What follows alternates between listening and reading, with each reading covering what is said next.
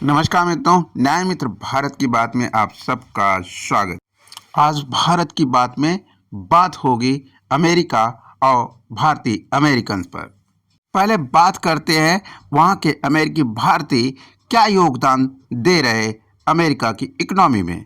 भारतीय अमेरिकी सबसे धनी, जिनकी घरेलू आय अमेरिका के लोगों के औसत आय का लगभग 2 गुना है। सबसे शिक्षित और अमेरिका में कानून का पालन करने वाला जाति समुदाय है, जो एक आदर्श अल्पसंख्यक है। ये समुदाय काफी संगठित भी है। 5.1 मिलियन से अधिक भारतीय जनसंख्या होने के बावजूद अमेरिकी जनसंख्या का लगभग 1.5% ही बनता है और दक्षिणी एशियाई अमेरिकियों का सबसे बड़ा समूह, सबसे बड़ा एशियाई अकेला समूह और चीनी अमेरिकियों के बाद एशियाई अमेरिकियों का दूसरे सबसे बड़ा समूह है। दोनों लोकतांत्रिक देशों के बीच बढ़ते संबंधों को 21वीं शताब्दी की एक परिभाषित साझेदारी के रूप में देखा जा सकता है।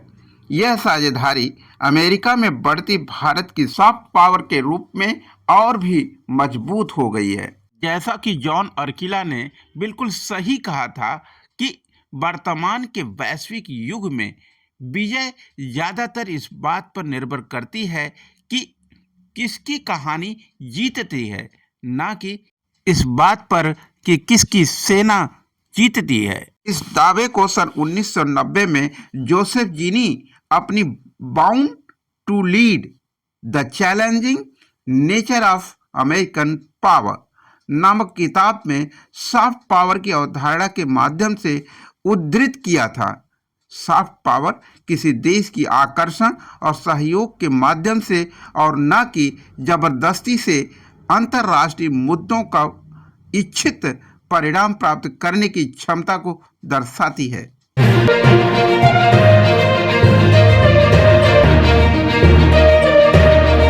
एक बार फिर से आपका स्वागत। अमेरिका में सॉफ्ट पावर की अवधारणा पे बात जब शुरू ही हुई तो उसकी बात दूर तक जाएगी और सॉफ्ट पावर का यही निष्कर्ष अंतर्राष्ट्रीय मुद्दों पर व्यवहारिक रूप से वास्तविकता का चादर बिछाता है। सॉफ्ट पावर की मुद्रा सांस्कृतिक प्रभाव, राजनीतिक मूल्य व विदेशी नीतियां हैं। यही अमेरिका की सबसे बड़ी ताकत और भारतीय मूल निवासियों की सबसे बड़ी पहचान है। ठीक इसी पैमाने पर भारत की सॉफ्ट पावर अमेरिकी धरती पर भारतीय प्रवासियों का बढ़ता प्रभाव है। चाहे वो अमेरिका का कार्मिक विभाग हो, प्रशासनिक विभाग हो या राजनैतिक एवं वैज्ञानिक डेवलपमेंट में भारतीयों का विशिष्ट योगदान। ऐसे विशिष्ट योगदान की लिस्ट बहुत लंबी है, लेकिन कुछ विशिष्ट सदस्यों का नाम अवश्य लिया जाएगा और उनकी विस्तृत चर्चा भी की जाएगी, जो बहुत कम समय में आपको बताया जा सके। इन्हीं प्रयासों के साथ संभव कोशिश की जाएगी। आइए हम अब बढ़ते हैं। भारत की बेटी क्या अमेरिका चलाएगी? भारत की बेटी अमेरिका की शान, अमेरिका की हस्ती बनते बनते रह गई, मगर आने वाला वक्त उसी का है। अब हम बात करने जा रहे अमेरिका में रहने वाले भारतीयों के बारे में, जिन्होंने अमेरिका के हर क्षेत्र में काम किया और अपना सहयोग दिया, जिससे अमेरिका की अर्थव्यवस्था आज इतनी मजबूत हो सकती है, जिसका नतीजा आज ये है कि अमेरिका के सभी बड़े पदों में आपको भारतीय ही मिलेंगे और वहाँ के सबसे बड़ा पद राष्ट्रपति होता है। उसके चुनाव को भी भारतीय मूल की कमला हैरिस ने लड़ा, मगर वो कुछ वोटों से असफल रही। मगर ये अपने आप में हर भारतीय के लिए गर्व की बात है कि दुनिया के सबसे मजबूत देश के सबसे बड़े पद के लिए चुनाव लड़ने वाली एक भारतीय मूल की ही महिला निकली। आज हम बात करने वाले हैं उन भारतीय लोगों की, जिन लोगों ने अमेरिका में जाकर अपना और अपने देश का नाम पूरी दुनिया में रोशन कर दिया। इंडिया स्पोरा के संस्थापक M.R. रंगास्वामी ने कहा कि छोटा समुदाय बड़ा योगदान शीर्षक वाली यह रिपोर्ट बोस्टन कंसल्टिंग ग्रुप द्वारा आयोजित श्रृंखला की पहली रिपोर्ट है, जो संयुक्त राज्य अमेरिका में भारतीय प्रवासियों के प्रभाव पर केंद्रित है, जिसमें सार्वजनिक सेवा, व्यवसाय, संस्कृति और नवाचार पर विशेष जोर दिया गया। नवीनतम छोटा समुदाय बड़ा योगदान असीमित क्षितिज संयुक्त राज्य अमेरिका में भारतीय प्रवासी रिपोर्ट में कहा गया, भारतीय अमेरिकी प्रतिवर्ष $300 बिलियन का राजस्व देते हैं तथा सभी अमेरिकी होटलों में से 60% के मालिक वे ही भारतीय प्रवासी हैं।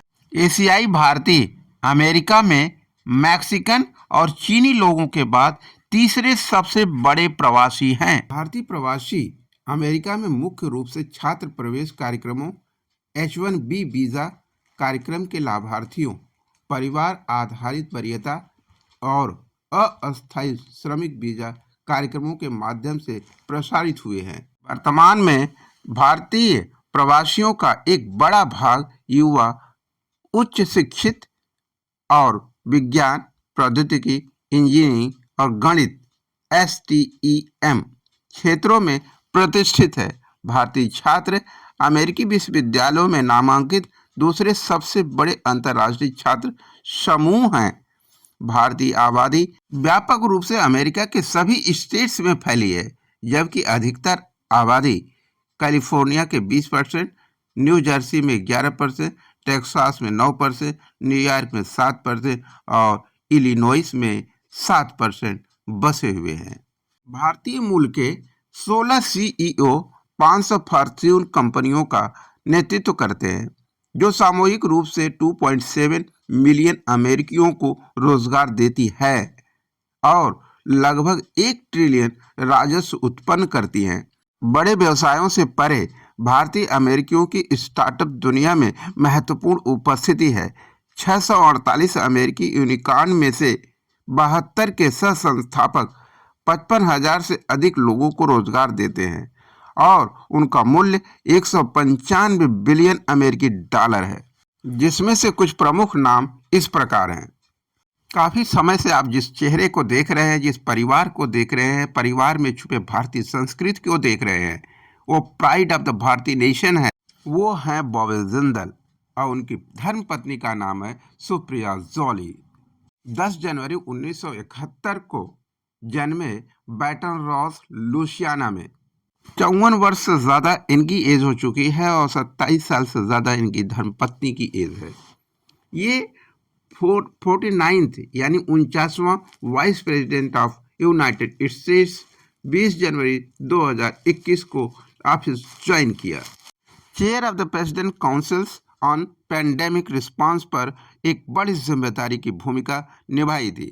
बॉबी जिंदल अमेरिका में ही पैदा हुए और रिपब्लिक पार्टी से जुड़े हुए एक पॉलिटिशियन हैं और धर्मपत्नी सुप्रिया जोली, जो पहले ही बता चुके हैं, इनकी शिक्षा brown university, new college, Oxford में हुई है। इन्हें assistant secretary of health and human services के रूप में मार्च 2001 में चुना गया। Bobby Jindal was nominated by President George W. Bush to be Assistant Secretary of Health and Human Services for Planning and Evaluation and was later unanimously confirmed by the Senate. In that position, he served as the principal policy advisor to the Secretary of Health and Human Services. In his portfolio, he was assigned to help fight the nurse shortage by examining and proposing steps to improve nursing education as well as reviewing HHS activities. US House of representative में भी इनकी उपस्थिति दर्ज हुई। Jindal was first elected to represent Louisiana's first congressional districts in 2004, capturing 78% of the vote in the general election. Bobby Jindal ने बहुत सारी portfolios हासिल किया। यदि उनकी पूरी डिटेल देने लग गए तो वीडियो बहुत लंबी हो जाएगी। इस प्रकार जितने भी भारतीय हैं उनकी प्रोफाइल्स बहुत लंबी हैं। यदि उनकी प्रोफाइल्स पर गए तो डिटेल्स इतनी लंबी होगी कि आप वीडियो देखेंगे नहीं। अब आप जिसे देख रहे हैं, निम्रता निक्की रंधावा हेली, जिनका जन्म 20 जनवरी 1972 को अमेरिका के दक्षिणी कैरोलिना प्रांत की गवर्नर बनी। उन्होंने भारतीय मूल की दूसरी अमेरिकी गवर्नर और पहली महिला गवर्नर होने का गौरव हासिल किया। इससे पहले भारतीय मूल के बॉबी जिंदल अमेरिका के लुइसियाना प्रांत के गवर्नर बने थे। अब Nikki Randhawa Haley South Carolina प्रांत के लैक्सिंगटन काउंटी से सांसद बन चुकी। इनकी शिक्षा क्लेमसन विश्वविद्यालय से बीएस में हुई। निक्की रंधावा का पॉलिटिकल कैरियर रिपब्लिक पार्टी संयुक्त अरब अमेरिका से शुरू हुई। हेली सिख माता पिता की बेटी हैं, जिनके पूर्वज अमृतसर से आकर यहाँ बस गए थे और इनके 2 बच्चे हैं। इनका पेशा लेखाकार राजनीतिज्ञ के रूप में है। निक्की रंधावा के माता पिता एक जनरल स्टोर चलाया करते थे। इवन बड़े होने तक खुद निक्की रंधावा उस जनरल स्टोर का इंचार्ज हुआ करती थी। लेकिन निक्की रंधावा के नेतृत्व में वो स्टोर एक बिजनेस में कन्वर्ट हो गया, बिग प्लानर बन गया। और यही नहीं, उनका कदम राजनीति के गलियारों में भी पहुंच गया। और फिर क्या, अब आप जिसे देख रहे हो वो निक्की रंधावा के माता पिता यानी रंधावा फैमिली। अब आप जिसे देख रहे हैं, एक तरफ निक्की रंधावा फैमिली है, दूसरी तरफ हेले फैमिली। अब उसी हेले फैमिली का एक्सटेंशन है उनके 2 बच्चे, एक बेटा और एक बेटी, जिसे आप देख रहे हैं। वर्तमान का एक दुखद आधुनिकतम सच है, कैलिफोर्निया सिटी अमेरिका की सबसे प्रोमिनेंट सिटी में से एक है। वो आज आपके सामने जलती हुई आग का गोला बनी हुई है। कारण क्या? कारण है कि कैलिफोर्निया या अमेरिका के बहुत सारी सिटीज़ जो हैं वो फर्नीचर बेस्ड होते हैं। जंगलों में आग लगी, वो एक्चुअल थी, नेचुरल थी, या कई बार ऐसा होता रहा है। लेकिन उस नेचुरल क्लाइमेटीज़ को कैसे कंट्रोल किया जाए, वो अमेरिका सबसे बड़ा बाहुबली होने के बावजूद भी अपनी इतनी बड़ी क्राइसिस को मैनेज नहीं कर पा रहा। राजनीति है या सच्चाई है? राजनीति को ठीक से समझने के लिए, उसके दोहरे चरित्र को समझने के लिए, वो कब और किस रूप में आ जाए, उसका दोहरा चरित्र, यह पक्षी उस बात का जो प्रकृति ने जन्म दिया है, वह इसी बात की शिक्षा है कि व्यक्ति एक है, उसके दिमाग 2 हैं। वो मोहब्बत भी करते हैं और बगावत भी करते हैं। मोहब्बत कब और बगावत कब, यह फैसला हमें करना है। जमीन से उठकर आसमान के सपने को जमीनी हकीकत बनाने वाले शांतनु नारायण एडोब के सीईओ की पृष्ठभूमि में शुरुआत किया।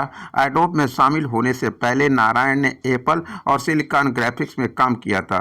1998 में इंजीनियरिंग प्रौद्योगिकी समूह के उपाध्यक्ष और महाप्रबंधक के रूप में एडोब में शामिल हुए। भारतीय संस्कारों में बड़े पले बड़े हुए नारायण ने इलेक्ट्रॉनिक्स इंजीनियरिंग में उस्मानिया विश्वविद्यालय से स्नातक की डिग्री प्राप्त किया। अमेरिका की धरती पर अपना कदम रखते ही वहां पर और भी उच्च शिक्षा की डिग्रियां हासिल किया था। शांतनु नारायण का जन्म 27 मई 1963 को हुआ था। Indian American business executive who has been the chairman, president and the chief executive officer CEO of Adobe inclusive since December 2007. Before this, he was the company's president and chief operating officer since 2005. अब बात करेंगे जयश्री उल्लाल, भारत की एक और मातृ शक्ति जिसकी जड़ें भारत की अस्मिता से जुड़ी हुई।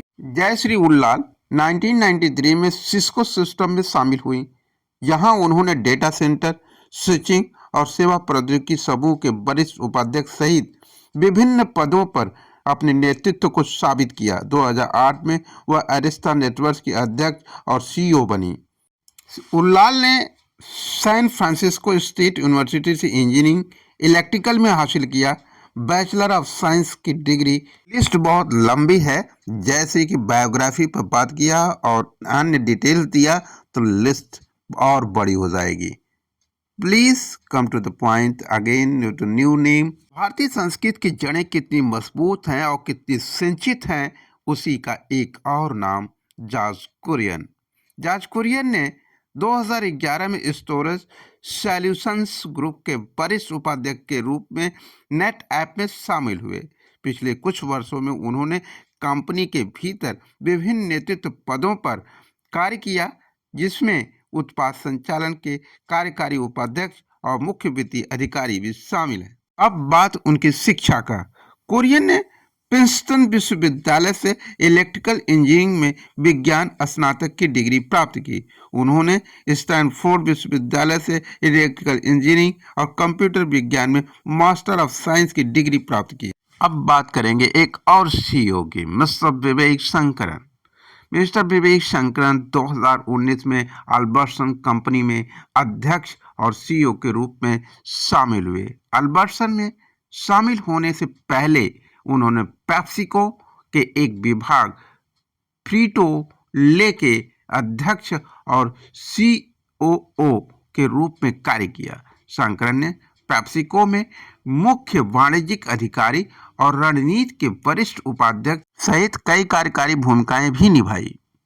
उनके पास मिशिगन विश्वविद्यालय के एमबीए और जॉर्जिया इंस्टीट्यूट ऑफ टेक्नोलॉजी से विनिर्माण में मास्टर डिग्री और आईआईटी चेन्नई से मैकेनिकल इंजीनियरिंग में स्नातक की डिग्री। ये ऐसे सीईओज हैं जिनकी डिग्रियां तो डिग्रियां, लेकिन व्यक्तिगत काबिलियत उनसे भी ज्यादा ऊपर है। अब बात करेंगे सीईओ मिस्टर निकेश अरोड़ा जी की।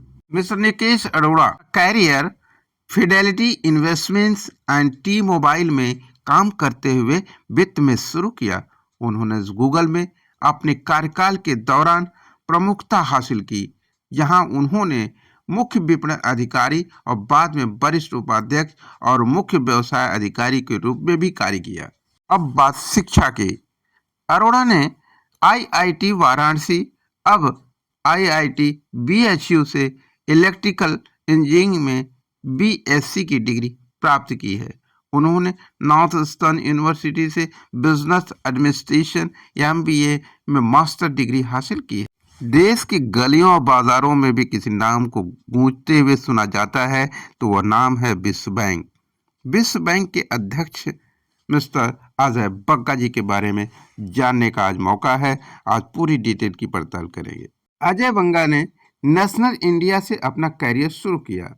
मास्टर कार्ड में अध्यक्ष और मुख्य परिचालन अधिकारी के रूप में शामिल होने से पहले बग्गा ने सिटी ग्रुप एशिया पैसिफिक के मुख्य कार्यकारी अधिकारी सीईओ के रूप में कार्य किया।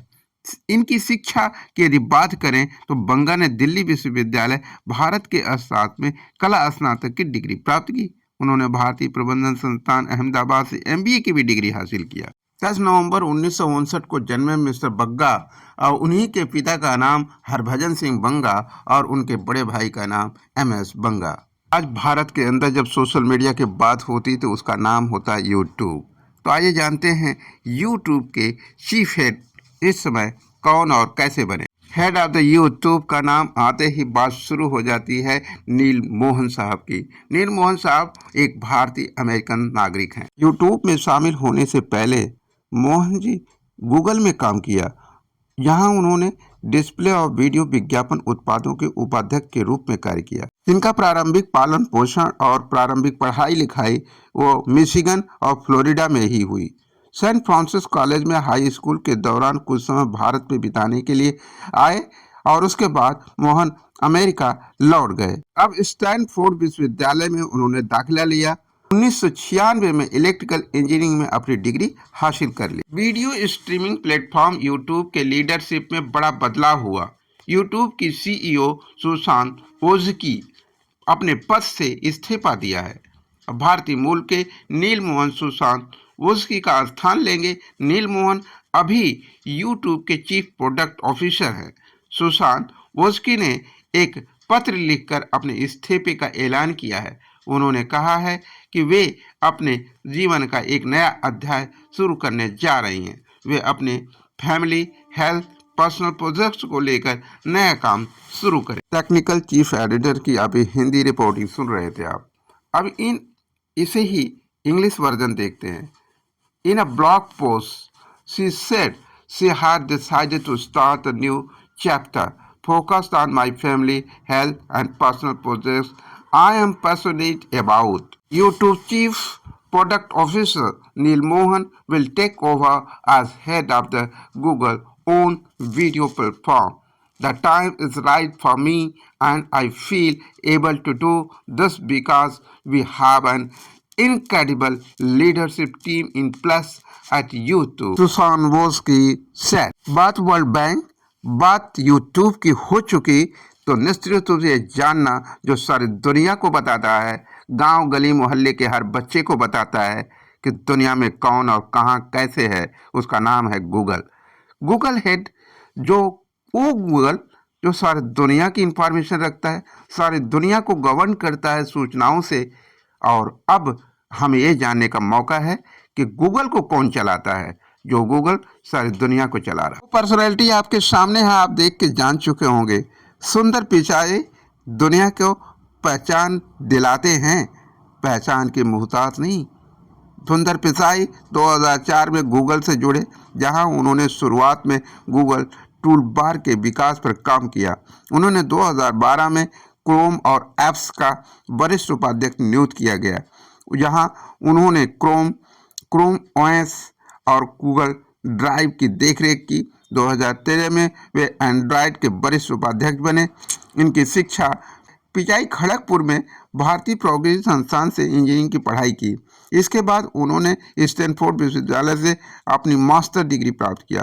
पेंसिल्वेनिया विश्वविद्यालय के वॉन्टन स्कूल से एमबीए की डिग्री पूरी कर ली। जनवरी 2025 तक अल्फाबेट गूगल का मार्केट कैप $2.345 ट्रिलियन है।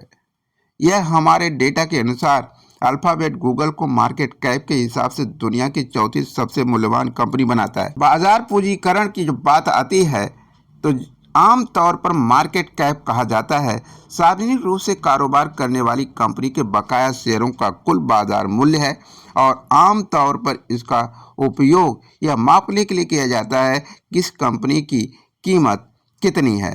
यह गूगल के ही प्रोडक्ट है। भारत के हर गली में बेरोजगारी के अंधेरे में डूबते चिराग युवाओं की शक्ति, उसका एक उम्मीद का चिराग कोई बना तो उसका नाम था माइक्रोसॉफ्ट। माइक्रोसॉफ्ट हर गरीब मोहल्ले में युवाओं के रोजगार का साधन है। सिर्फ साधन ही नहीं बल्कि उम्मीदों का चिराग भी है। नाम है सत्य नाडेला। जन्म 19 अगस्त 1967 हैदराबाद भारत में हुआ। एक भारतीय मूल के बिजनेस एग्जीक्यूटिव हैं जो 2014 से कंप्यूटर सॉफ्टवेयर कंपनी माइक्रोसॉफ्ट के सीईओ थे।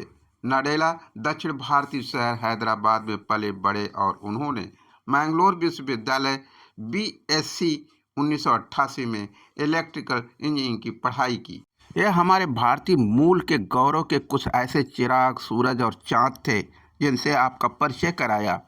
लेकिन बहुत सारे ऐसे सितारे और तारे हैं और सूरज और चांद और भी हैं जिनकी लिस्ट बहुत लंबी है, जिनकी नाम लेने में भी घंटों बीत जाएंगे। यह भारत के लिए गौरव की बात है, हर भारतीय के लिए गौरव की बात। दुनिया का सबसे शक्तिशाली राष्ट्र अमेरिका, उसका प्रमुख, वहाँ का राष्ट्रपति, हमारे यहाँ का प्रधानमंत्री, दोनों की सेम बैलेंसिंग होती है।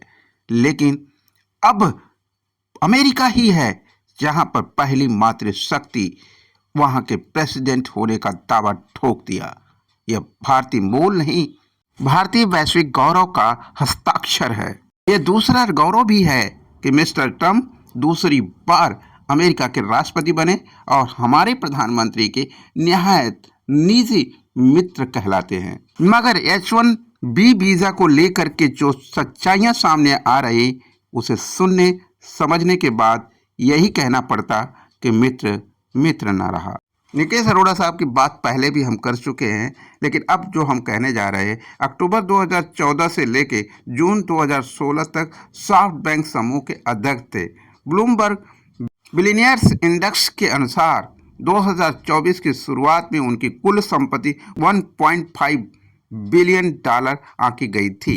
अमर गोपाल बोस 2 नवंबर 1929 से 12 जुलाई 2013 तक विश्व का एक अविस्मरणीय नाम जिंदा रहा, दुनिया की सेवा में अपना योगदान सुनिश्चित किया। एक अमेरिकी उद्यमी और शिक्षाविद थे। एक इलेक्ट्रिकल इंजीनियर और साउथ इंजीनियर के रूप में 45 वर्षों से अधिक समय तक मैसाचुसेट्स इंस्टीट्यूट ऑफ टेक्नोलॉजी में प्रोफेसर रहे। मिस्टर बोस कॉरपोरेशन के संस्थापक और अध्यक्ष भी थे। अब एक और नाम, संजय झा, ग्लोबल फाउंड्रीज के सीईओ और मोटोरोला मोबाइल डिवाइसेस के पूर्व सीईओ बोमेश जोशी, ये सब भारतीय मूल के गौरव हैं। इमेजिंग और प्रिंटिंग ग्रुप के पूर्व कार्यकारी उपाध्यक्ष हेवलेट पैकॉर्ड, जॉन कूपर, इन्सिस थेरेप्यूटिक्स के संस्थापक और कार्यकारी अध्यक्ष विनोद खोसला, खोसला वेंचर्स के संस्थापक, सन माइक्रो सिस्टम के सह संस्थापक, जय विजन टेकियन कॉस के संस्थापक, टेस्ला पूर्व सीईओ अरविंद कृष्ण, आईबीएम के सीईओ अरविंद कृष्ण, आईबीएम के CEO Anil Kumar, McKinsey and company के एशिया सेंटर के पूर्व वरिष्ठ भागीदार और अध्यक्ष,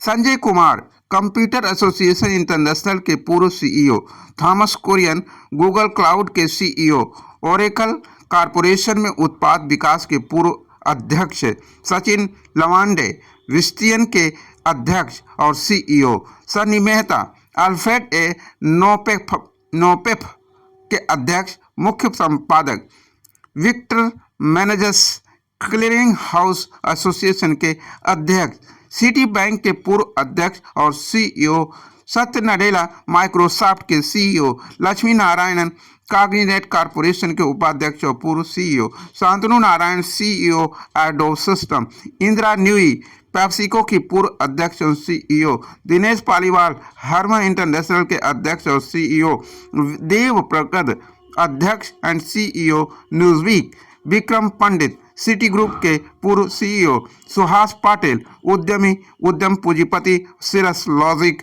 के संस्थापक, सुंदर पिचाई, गूगल अल्फाबेट इंक के सीईओ, प्राइमनाथ, बैंक अधिकारी और 11 सितंबर के हमलों के बीच में जीवित बचे थे। बीबीएस न्यूज़ पावर एक बार फिर से आपका इस्तकबाल करता, चूँकि लिस्ट बहुत लंबी है मित्रों, अभी भी बहुत सारे नाम छूट चुके हैं, but you have to pride on ओ भारतीय पीपुल्स। अब थोड़ी सी समय निकाल के हम इस बात पर कंसंट्रेट होते कि आखिर इस स्टोरी का क्या मिशन है। इस स्टोरी का मिशन है कि भारतीयता और संवैधानिकता के इस नैतिक चरित्र की इतिहास की पृष्ठभूमि में भारत ने बहुत सारे लाडले बच्चों को जन्म दिया जो सारी दुनिया को गौरवान्वित करने का साहस और काबिलियत भी रखते। इसलिए भारत पर जब भी काबिलियत का प्रश्न उठे तो आप गौरव के साथ कह सकते कि सारे दुनिया के दिमाग का नाम भारत है। भारतीय काबिलियत का नाम, भारतीयता का डीएनए, बराबरी, भाईचारा, सहयोग, सेवा की सहभागिता के 4 स्तंभों के 4 पिलरों पर टिका भारतीयता की संस्कृति है, जिसे अस्थाई यानी सनातन संस्कृति कहते। उसी गौरवशाली इतिहास की परंपराओं के ये उद्भव हमारी भारतीय कुशलता, नागरिकता और संवैधानिकता के चरित्र से ओतप्रोत भारतीयों का व्यवहारिक और वैज्ञानिक चरित्र दुनिया को गौरवान्वित कर रहा, लेकिन वो भारत को गौरवान्वित क्यों नहीं कर रहा। भारत आज 75 साल की आज़ादी के बाद भी अपने देश की काबिलियत को यूज करने के लायक क्यों नहीं बन पाया? क्या यह प्रश्न नहीं होना चाहिए? काला गोरा रंग, ड्रेस का रंग, ड्रेस की डिजाइन और जाति और धर्म और सांप्रदायिकता से भरी हुई गंदी नाली वाला सोच हमारी राजनीतिक चरित्र बन जाएगा तो निश्चित रूप से उस देश का विकास संभव नहीं हो सकता। जब हमें अपने युवाओं को H1B वीजा से मुक्ति दिलाना है तो निश्चित रूप से उनके रोजगार की चिंतन करना होगा। रोजगार की पॉलिसी और शिक्षा की क्वालिटी को सुधारने की नीतियां जमीन पर उतारनी होगी, न कि सांप्रदायिकता की नीतियों पर घंटों घंटों संसद के समय को बर्बाद करना होगा।